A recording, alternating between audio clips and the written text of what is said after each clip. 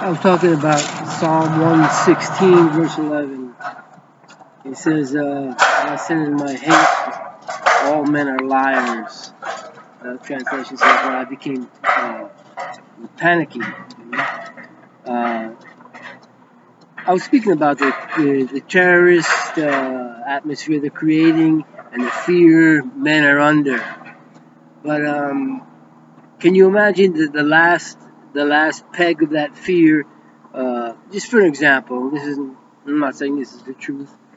This is true, but just for let's put for an example. What if after when they started coming down and like just converging, a police state type of thing, putting people in prison for not um, taking the mark of the beast. What if it came out, for example, that Alex Jones was actually working for the government on that side? He was actually working for them all along. What would you think, man? I mean, you would think, wow. I mean, yeah, he was the one I was trusting in. In fact, he goes like, "We're gonna beat him," And if this is your last hope, and you found out that he was working for him, then where are you gonna look to? That's the point. Where will you look to? Well, those that put their trust in men are gonna fail. It says in the Psalms 115. Um, that we should not put our it's not Psalm 115. It says that we should not put our trust in nobles nor in the son of earthling man, to whom no salvation belongs. And in Isaiah, the first chapter, it shows that nobody's going to be exalted, only God Jehovah Himself. See, in Isaiah,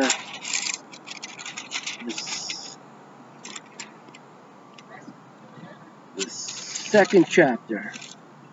See, you take a look at starting with verse 10. Enter into the rock and hide thee in the dust for fear of Jehovah and for the glory of his majesty. The lofty looks of man shall be humbled, and the haughtiness of men shall be bowed down. And Jehovah alone shall be exalted in that day. It's his day, and you will know him. For the day of Jehovah hosts shall be upon every one that is proud and lofty, and upon every one that is lifted up, and he shall be brought low.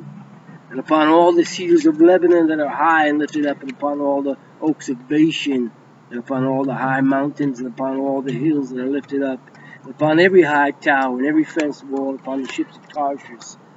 Verse 17, and the loftiness of men shall be bowed down, and the haughtiness of men shall be made low.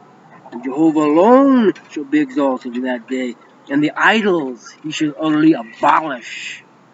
Yeah, this is the day when God gets glory for himself, and no idol is going to stand. And then you're going to find out who he is. You don't know now, but you will. And they shall go into the holes of the rocks and the caves of the earth for the fear of Jehovah and for the glory of his majesty, when he ariseth to shake terribly the earth. And that day a man shall cast his idols of silver, his idols of gold, to the bats and the holes. And in verse 22 it says, verse 21, go to the clefts of the rocks and to the tops of the ragged rocks for fear of Jehovah and for the glory of his majesty, when he arises to shake terribly the earth. This is his day. Cease ye from man whose breath is in his nostrils, how small they are. But wherein is he to be counted up? As nothing, as dust. Stop your vanity of following and worshiping men, man. And in that day, you're going to have to call upon God himself alone if you want to see salvation. That's the only way it's coming.